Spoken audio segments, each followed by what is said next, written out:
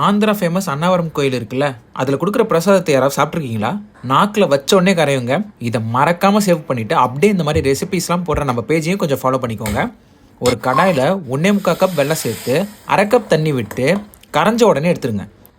இப்போ ஒரு பேனில் 1 கப் சம்பாராவை சேர்த்து நல்லா வறுத்து 3 கப் தண்ணி விட்டு நல்லா வேக வச்சு எடுத்துக்கோங்க.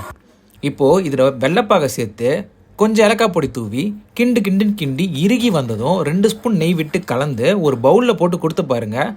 வித்தின் மினிட்ஸில் காலி ஆகிடும். இந்த அன்னாவர பிரசாதத்தை நீங்களும் மறக்காமல் ட்ரை பண்ணிவிட்டு எப்படி இருக்குன்னு கமெண்ட்ஸில் சொல்லுங்கள்.